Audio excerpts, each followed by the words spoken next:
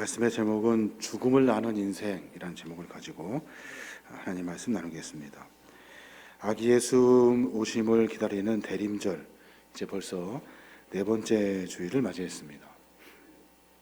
대림절은 주님이 우리에게 오시는 절기이고 오시는 주님을 맞이하기 위해서 준비해야 하는 시간이 바로 대림절이에요. 그 준비의 가장 중요한 것은 뭐냐면 자기 중심성을 벗는 거예요. 자기 중심성을 벗는 것, 그리고 회개하여 다시 주 앞에 서는 거죠. 내 안에 있는 주님을 다시 모셔드림으로 말미암아 신앙과 삶을 새롭게 시작하는 거예요.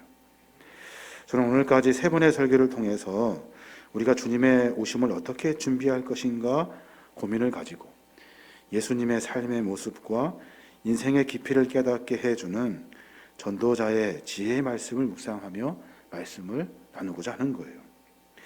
처음 했던 설교는 전도자의 말을 빌려서 생각을 고쳐야 합니다 라는 말씀을 함께 나누었습니다. 또 지난주에는 전도자의 말을 빌려서 마음을 바꾸십시오 라는 말씀을 함께 나누었습니다.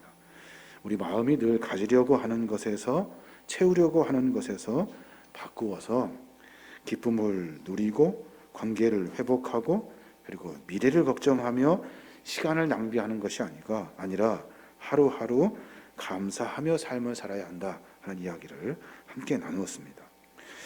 오늘은 이제 대림절 네 번째 주 마지막 말씀을 준비하면서 참으로 많은 고민을 해보게 됩니다. 생각과 마음을 고치고 난 다음에 우리가 무엇을 다시 또 정비해야 할까요? 제가 어깨를 다쳐가지고 수술을 하고 일주일간 병원에 있으면서 팔도 아팠지만 마음이 참으로 무거운 순간들이 있었어요. 그 순간이 언제냐면 입원실과 병원 전체에 울리는 그 안내방송 때문에 그래요. 안내방송. 무슨 안내방송이냐면 중환자실의 그 코드블루를 전하는 방송이에요. 코드블루, 중환자실 코드블루 발생. 이런 안내 방송이 가끔 들리더라고요. 코드블루가 뭐예요? 심폐소생술이 필요한 환자가 생길 때 방송으로 코드블루라고 방송을 막 알려요. 그러면 환자의 생명을 살리기 위해서 의사나 간호사들이 빠르게 이렇게 그 자리에 와서 의사를 호출하려고 하는 소리죠. 저도 아픈데 힘든데 코드블루의 방송을 들으면 저도 모르게 기도가 되더라고요. 하나님, 누군지 모르겠지만 살려주십시오. 누군지 모르겠지만 살려주십시오. 조금 이렇게 찾아보니까 심폐소생술을 해서 살아날 확률이 30%가 채 안 된대요. 그러니까 코드블루 방송을 듣고 의사가 가서 심폐소생술을 한참 하는 것을 서로 이렇게 도우며 살아날 확률이 30%가 채 안 된대요. 그 방송을 들을 때마다 그런 생각이 들어요. 누군가가 또 죽음의 고비를 넘어가고 있구나. 누군지 모르겠지만 하나님, 그 사람을 좀 살려주십시오 라는 기도가 저절로 돼요. 오늘은 죽음에 대한 이야기를 조금 나누어 보려고 합니다. 주님이 우리에게 오시는 이유는 나를 구원하기 위해서 오셔요. 나를 구원하기 위해 오신다는 것은 무슨 의미냐면 내가 살고 죽는 문제를 주님이 오셔서 해결해 주시고자 우리에게 오신다는 거예요. 성도가 죽음을 어떻게 생각하고 삶을 살아야 하는지 결론을 내기는 좀 어렵지만 죽음에 대한 성도의 자세를 함께 고민해 보고 도대체 말씀은 우리에게 무엇을 가르치는지를 한번 같이 생각하는 시간 가졌으면 좋겠어요. 예수님의 탄생을 기쁨으로 맞이할 준비를 해야 하는데 죽음에 대한 고민을 한다. 조금 어색할 수 있습니다만은 인생에 이 죽음의 문제를 놓치고 있다 한다면 삶의 진지함을 만날 수 없어요. 삶의 진지함을 만날 수 없다면 인생의 진실과 방향과 자세가 엉망이 돼버리기 때문에 그래요. 오늘 조금 죽음에 대한 문제를 가지고 우리 신앙의 삶의 모습을 점검했으면 좋겠습니다. 현대인들이 죽음을 어떻게 생각하는지 아주 매우 진지하게 기술한 분이 계셔요. 그분이 누구냐면 예루살렘의 히브리 대학교 역사학 교수이신 유발 노아 아라리라는 교수예요. 76년생이에요. 아주 젊은 역사학자인데 그분이 쓰신 책이 뭐냐면 사피언스라는 책을 썼어요. 그 책을 통해서 참 유명해진 분이 그분이에요. 인류의 역사를 되짚어가면서 인류가 어디로 갈 것인가, 그것을 시대의 화두로 던진 책이 사피언스예요. 사피언스 다음으로 쓰신 후속작이 있는데 그 책이 뭐냐면 호모 데우스라는 책이에요. 호모 데우스, 인간의 그 진화 다음 단계에 무엇인가 있다는 거예요. 그것을 설명하는데 호모 데우스라는 책을 쓰셨어요. 제목처럼 호모 데우스 무슨 뜻입니까? 신이 된 인간이라는 뜻이에요. 신이 된 인간. 사피언스라는 책에서는 인류의 역사를 기술했다면 호모 데우스는 신이 된 인간을 설명해요. 신이 된 인간이 먼저 하는 것이 뭐냐면 신의 영역은 불멸과 창조의 영역을 과학기술로 무장한 인류가, 그러니까 호모 데우스가 된 인류가 그 불멸과 창조를 제어할 경험도 능력도 없는데 거기에 손을 대기 시작한다는 거예요. 인류가 풀지 못했던 질병과 죽음의 문제가, 신의 영역이라고 여겼던 노화와 죽음의 문제가 과학기술이라는 것으로 극복하려고 하는 대장정의 출발을 하게 된다는 거예요. 그게 바로 호모 데우스. 그래서 인류에게 이 죽음의 문제가 서서히 해결되어서 우리에게 안에 죽음의 문제가 잊혀질 수 있다고 착각하게 만든다는 거예요. 요즘 기대 수명이 참 많이 늘어났죠. 과학기술이 발달하면서 사이보그 같은 로봇이 인간의 정신과 육체 활동 영역을 다 정복하고 있습니다. 손과 발 이런 것은 다 없어도 돼요. 머리만 이렇게 기계에다 딱 붙여놓으면 그 정신을 통해서 그 모든 나머지는 기계가 다 하는 거예요. 그런 시대가 온다는 거죠. 4차 산업혁명 시대를 한참 말하는데 4차 산업혁명의 6가지 과업 중에 하나가 뭐냐면 노화를 극복하는 것, 죽음을 극복하는 거예요. 노화와 죽음의 문제. 건강한 노년을 추구하는 것은 그럴 수 있어요. 이해할 수 있어요. 근데 신앙인으로 죽음을 극복하려는 인간의 욕심을 어떻게 봐야 할 것인가 하는 고민이 생기게 됩니다. 분명한 것은 현대인의 특징은 뭐냐면 점점점 죽음이라는 것을 잊어간다는 거예요. 죽음이 나하고는 이렇게 멀리 느껴지게 되는 거예요. 과학기술도 발달했고 돈 있으면 해결될 것 같은 느낌이 들거든요. 이 하라리 교수는 이것을 뭐라고 설명하냐면 죽음의 최후라고 말해요. 죽음이 죽어가는 거예요. 죽음이 죽어간다. 그러니까 죽음을 사람들이 이제는 생각하지 않는다는 거예요. 사랑의 반대말이 뭐예요? 사랑? 미움인가요? 그렇지 않죠. 사랑의 반대말은 무관심이에요. 아름다움의 반대말이 뭘까요? 추함입니까? 아름답지 않다, 못생김입니까? 아니에요. 아름다움의 반대말도 역시 무관심이에요. 삶의 반대는 뭡니까? 삶, 산다는 것의 반대말 죽음입니까? 죽음이 아니에요. 산다는 것의 반대말은 죽음에 대한 무관심이래요.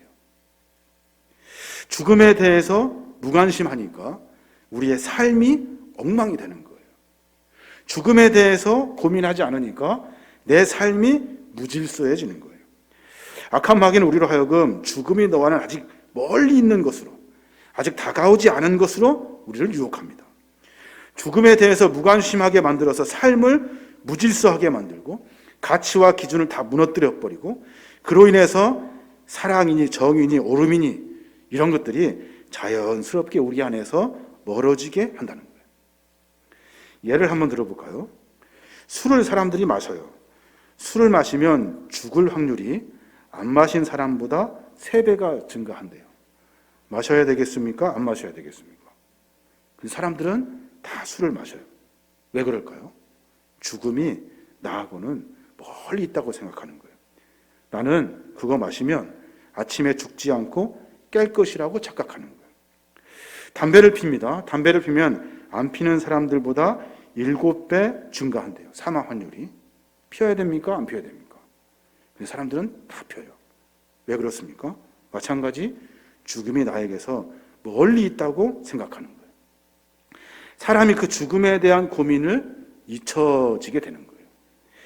하나님은 분명히 우리에게 말해요. 죽음이 우리 앞에 있다. 모든 사람들은 한 번은 죽는다. 죽음이 멀지 않다. 가까이에 있다라고 말해요.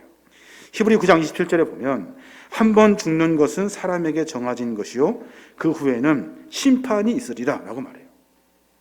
한 번 죽는 것은 사람에게 반드시 정해진 거예요. 삶이 흔들리고 있다면 자기 자신의 장례식을 상상해 보라 하는 조언도 있더라고요. 삶이 이렇게 흔들리고 혼란스러울 때 자기의 장례식을 한번 상상해 보래요. 플라톤이 한 말인데 멜레테타나투라는 말이 있어요. 그 말이 무슨 말이냐면 죽음을 연습해라 라는 말이에요. 죽음을 어떻게 연습해요? 삶 속에서 죽음을 연습하며 살아라 라고 말하는 거예요. 그러니까 내일 금방 죽는 것 같이 내일 내가 죽어. 그러니까 내가 오늘 어떻게 살아야 하는지 점검하고 살아라 하는 말이에요.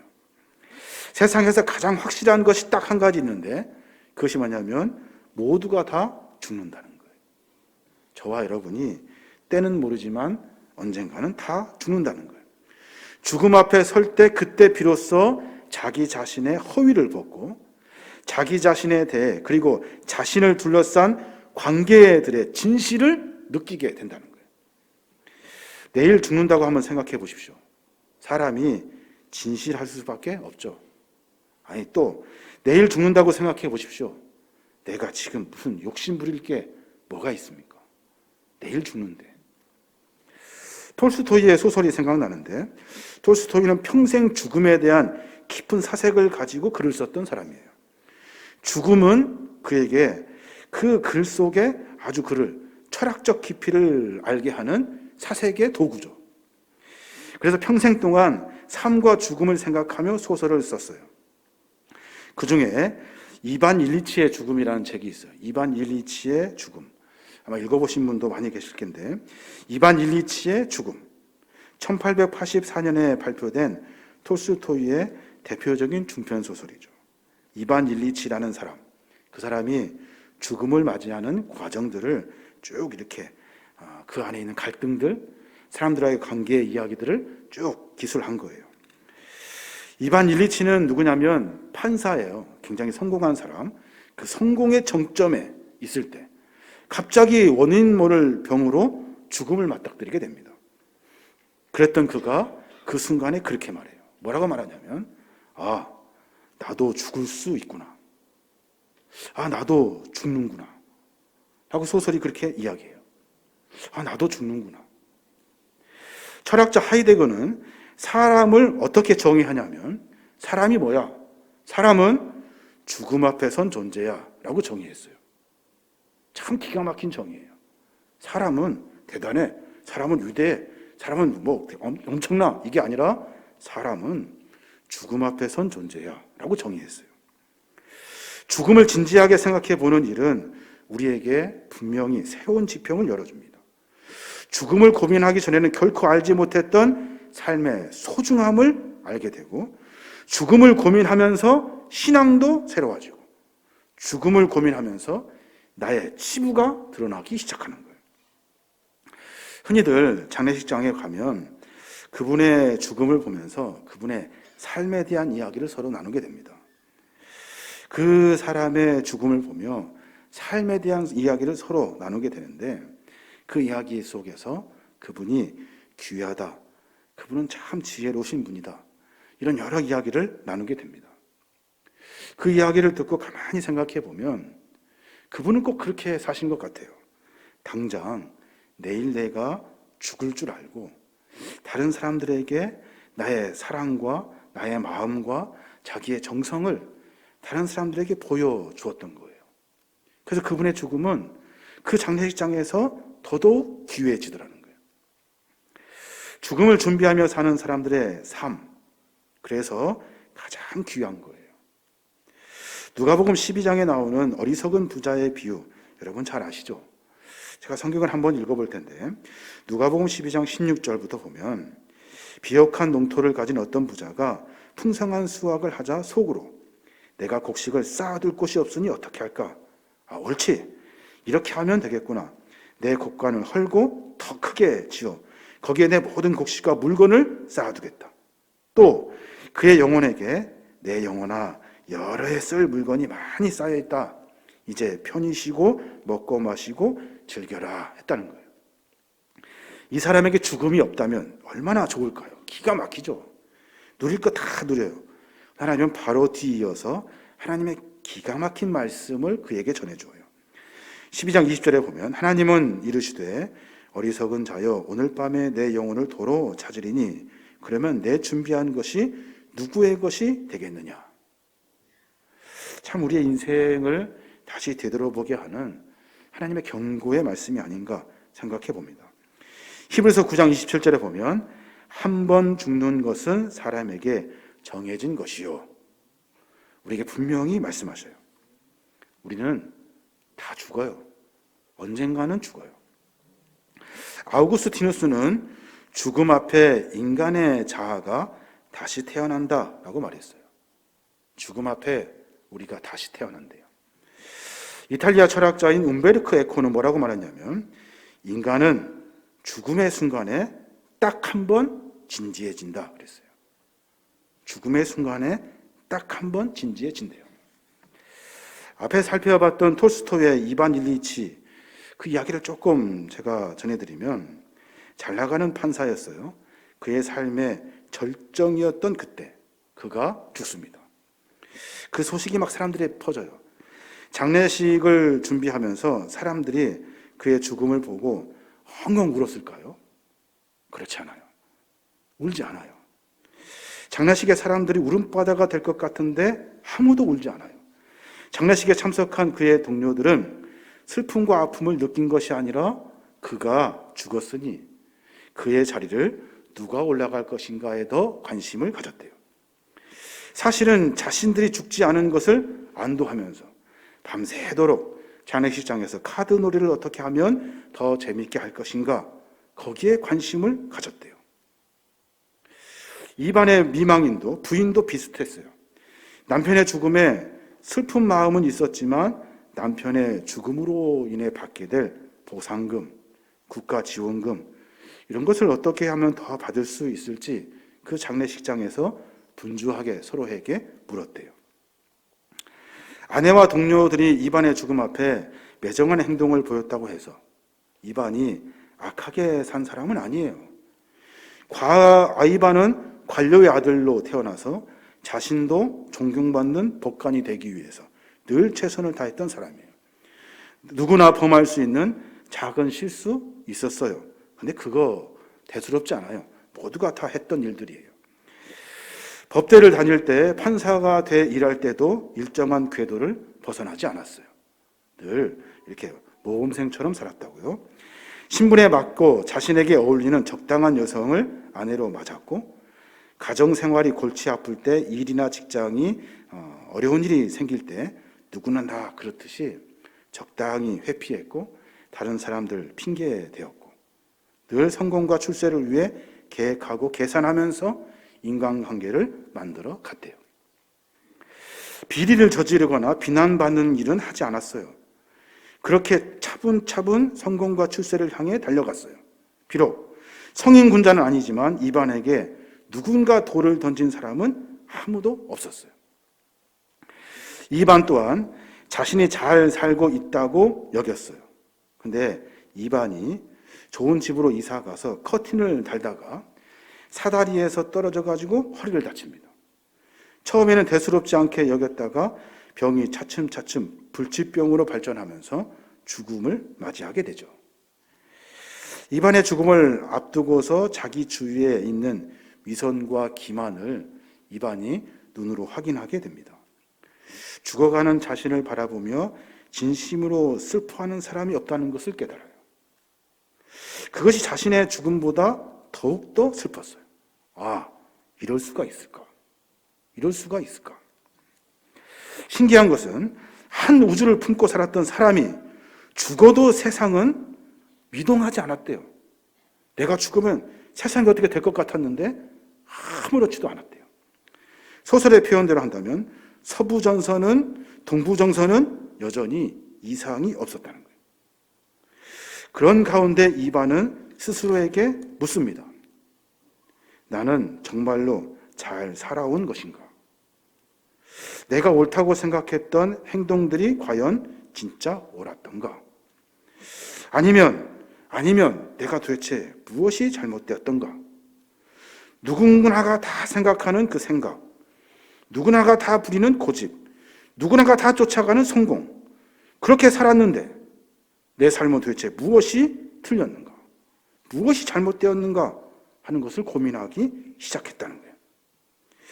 특별히 잘못한 것도 없고 특별히 탐욕을 부린 것도 없고 비도덕적이지도 않은데 내 아내와 동료들은 왜 현실적으로 매정한 모습을 나에게 보였는가 하는 고민을 빠지게 됩니다. 그리고 하는 결론, 자신이 자신의 가해자였다는 것을 느껴요. 아, 이거 나 때문이 그렇구나 라는 것을 깨닫게 돼요. 왜냐하면 모든 것을 진실 없이 적당히 살았다는 거예요. 진실 없이.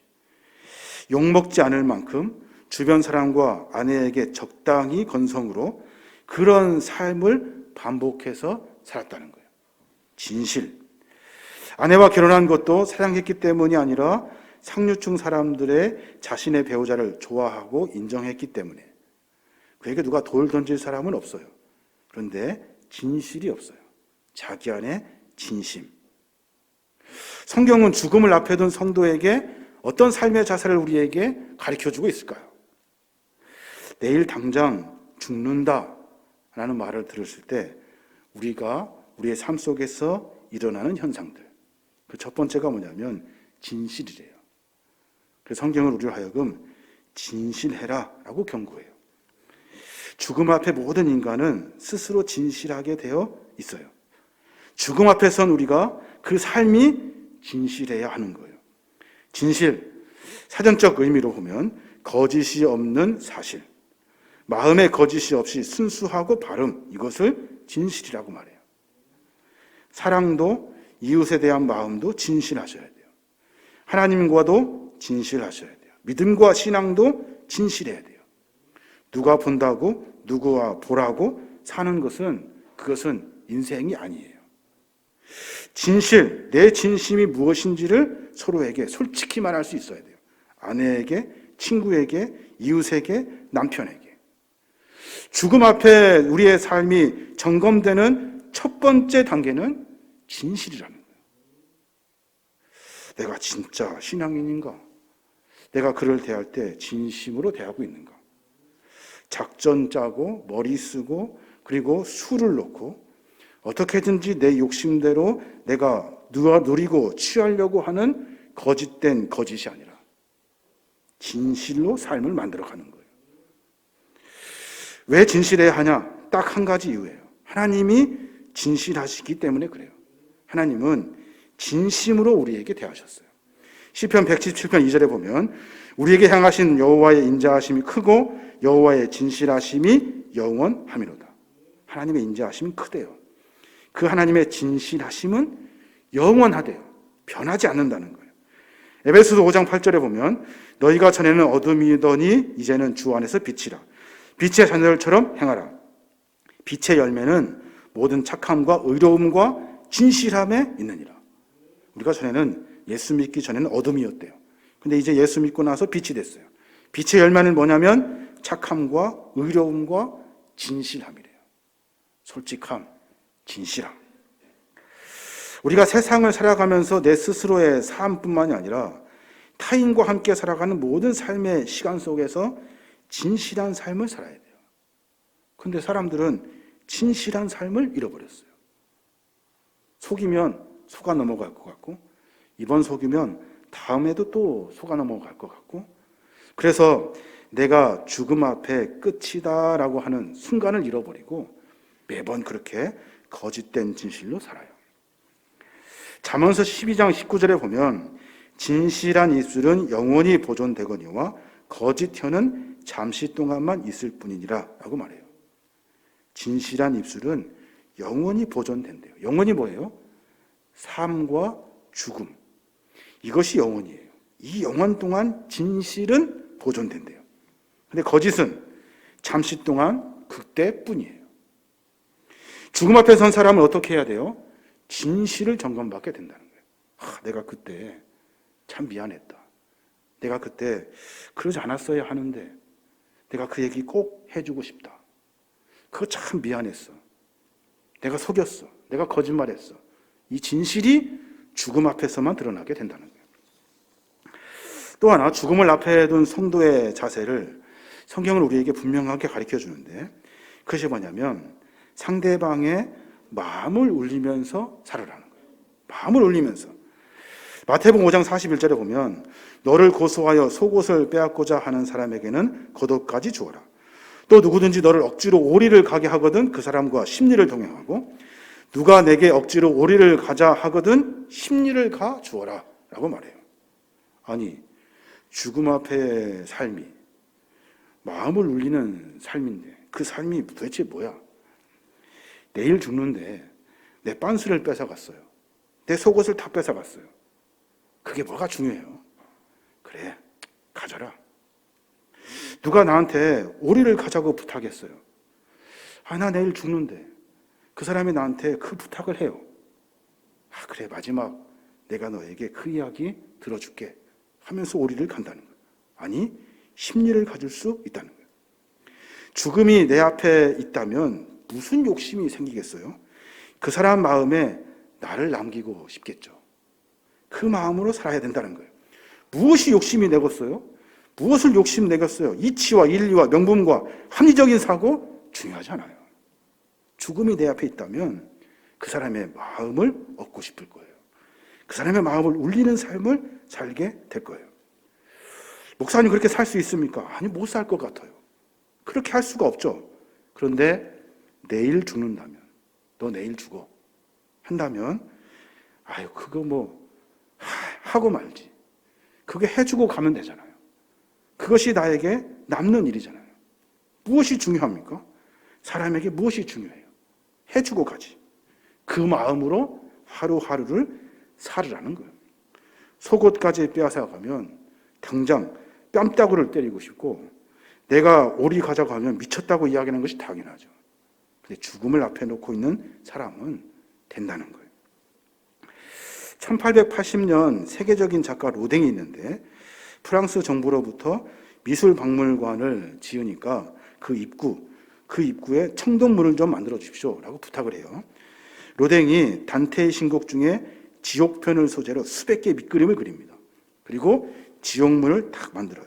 여러분 잘 아시죠? 그 위에 새 망령의 조각상을 딱 놓고, 그리고 그 가운데에 생각하는 사람의 조각상을 세워뒀어요. 저는 이 그림을 보고, 이 조각상을 보고 지금도 이해가 안 돼요. 뭐가 이해가 안 되냐면, 지옥문 앞에 무슨 생각을 하고 있는 거예요 도대체? 턱 깨고 도대체 무슨 생각을 하고 있는 거예요? 지옥에 떨어지기 전에 고뇌와 고통일까? 아니면 죽음 앞에 지혜롭지 못한 삶의 후회일까? 아니면 지옥에서 고통받고 있는 사람들을 보면서 내가 고뇌하고 있는 것인가? 지옥문을 앞에 놓고 무슨 고민할 일이 있어요? 턱 깨고 무슨 생각을 하는 거예요? 우리는 죽기 전에 삶의 결산이 있다는 것을 삶 속에서, 그러니까 죽기 전에 삶 속에서 생각하고 고민하는 말이래요. 하나님의 전도서를 통해 끊임없이 우리에게 말씀하시는 것이 뭐예요? 죽음에 대한 인식이에요. 전도서 12장 7절에 보면 흙은 여전히 땅으로 돌아가고 영은 그것을 주신 하나님께로 돌아가기 전에 기억하라. 흙이 뭐예요? 우리 흙으로 만들어졌잖아요. 땅으로 들어가기 전에. 영이 뭐예요? 하나님 우리에게 영을 부었어요. 그 생명, 그 영이 하나님께로 돌아가기 전에 삶 속에서 그 죽음을 생각하라는 거예요. 그러면 너 똑바로 살 수 있어. 너 정직해질 수 있어. 그 말이에요. 죽음은 모두에게 공평하게 주어집니다. 죽음 때문에 그 삶의 모습에 사색이 있는 사람은 성숙해지게 되어 있어요. 전도서 7장 2절의 말씀 보면 그래서 그렇게 말하는 거예요. 초상집에 가는 것이 잔치집에 가는 것보다 나으니 모든 사람의 끝이 이와 같이 됨이라. 산 자는 이것을 그 마음에 둘지어다. 초상집에 가는 것이 잔치집에 가는 것보다 낫대요. 난리가 없죠. 음식도 여러 가지 것들, 분위기도. 전도서 7장 4절에 보면 지혜자의 마음은 초상집에 있으되 우매한 자의 마음은 혼인집에 있느니라. 현대어 성경으로 읽어보면 지혜로운 사람은 죽음에 대해서 많이 생각하지만 어리석은 사람은 눈앞에 보이는 즐거움밖에 생각하지 못한다. 무슨 생각해야 돼요, 우리가? 죽음에 대해 깊이 생각해야 돼요. 죽음을 알고 본 사람은 삶을 더욱 진지하게 바라보게 됩니다. 톨스토이의 작품 이반 이야기를 조금 더 해보면 딱 2명만 그에게 진심으로 대해요. 누굽니까? 하인인 게라심하고 그의 막내 아들. 그가 자기에게 했던 섬김과 정성과 진심을 만나요. 다른 사람들은 다 형식적으로 적당히 하는데 그 진심을 만나요. 그리고 나서 그가 그렇게 고백을 해요. 아, 삶의 진실의 빛을 내가 보았다. 나도 저렇게 살 것. 적당히 살지 아니하고 진심을 다해 살 것. 자신에게 죽음이 반드시 임한다는 것 잊지 말고 진심을 다할 것. 그런데 그것을 깨닫기에는 시간이 너무 늦었어요. 후회하면서 임종을 맞게 됩니다. 진심을 다해 살 것. 죽음이 두려워 죽음을 생각하지 않으려 하는 이 젊은 나이. 죽음이 아직 나에게 멀리 있다고 생각하는 어리석은 사람들. 죽음은 나와 상관없다고, 그래서 나는 오늘이 좋다, 오늘 행복하게 살면 된다라고 생각하는 미련한 사람들. 예수님이 우리에게 오셨어요. 예수님은 오시면서 무엇을 고민하고 오십니까? 죽음을 고민하고 오셨어요. 그가 죽을 것을 알고 우리 땅에 오셨어요. 고민하면서 사신 분이에요. 그분의 삶은 그래서 진실됐어요. 속일 시간이 없어요. 짱구 쓰고 머리 쓰고 그런 시간이 없어요. 진심으로 사랑했고, 그래서 그 뜨거운 사랑을 모든 사람이 맛보았고, 그분의 마음은 우리 모두를 감동시켰잖아요. 그게 하나님의 사랑이에요. 사랑은 우리가 내일 죽는다고 생각하면서 오늘 하루를 사는 거예요. 참 어려운 일이죠. 지금도 할 때 내가 언제 죽을지 모른다라고 생각하고 내가 하는 일들을 소중하게 여기는 거예요. 죽음 앞에 선 사람은 모두 다 한결같이 진실할 수밖에 없어요. 진실한 하루를 살아요. 내가 사랑해도 사랑의 진실을 담고, 마음을 주어도 마음의 진심을 담게 되어 있어요. 죽는데, 내가 내일 죽는데 뭘 못하고 뭘 속이고 뭘 욕심내요. 죽음 앞에 선 사람은 서로에게 감동을 주며 살아요. 내가 내일 죽는데 미안하잖아요. 그거 상처 주고 가면 미안하잖아요. 그러니까 감동을 주며 사는 거예요. 사랑하는 여러분, 저와 여러분 우리 모두가 다 지혜로운 자들이 되어야 돼요. 죽음이 우리 앞에 있다는 사실을 분명히 깨닫고 오늘 하루를 점검할 수 있는 지혜가 우리에게 있어야 하는 거예요. 말하는 것, 행동하는 것, 생각하는 것, 고민하는 것, 그래서 정리가 되는 거예요. 그 인생이 진실된 인생이고 하나님의 사랑을 아는 지혜자의 삶인 거예요. 마지막으로 전도서 12장 7절의 말씀을 다시 한번 읽어볼게요. 흙은 여전히 땅으로 돌아가고 영은 그것을 주신 하나님께로 돌아가기 전에 삶을 기억해라. 돌아가기 전에, 죽기 전에 우리의 삶을 점검해라 하는 하나님의 말씀이에요. 저 여러분이 그런 삶의 고민을 가지고 하루하루 살아내므로 말미암아 나의 고민 속에서 찾아와 주시는 주님을 만나고, 그 고민을 통해 주님의 은혜를 만나고 주님의 깊은 사랑으로 삶을 점검받는 저와 여러분이 되시길 주님의 이름으로 축원합니다.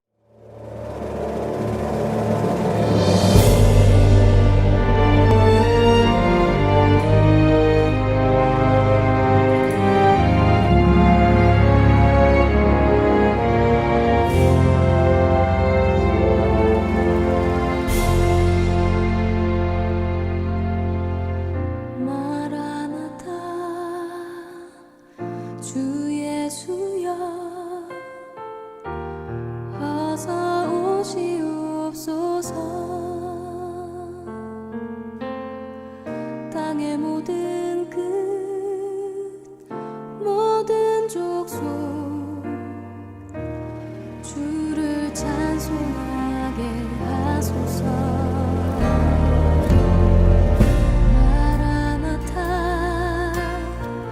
주 예수여 어서 오시옵소서. 모든 열방이 주께 돌아와 춤추며 경배하게 하소서. 우리 주님 다시 오실 길을 만들자. 십자가를 들고 땅끝까지 우린 가리라. 우리 주님 하늘 영광 온 땅 덮을 때 우린 땅끝에서 주를 맞으리. 마라나타 마라나타 아멘. 주 예수여 오시옵소서. 마라나타 마라나타 아멘. 주 예수여 오시옵소서.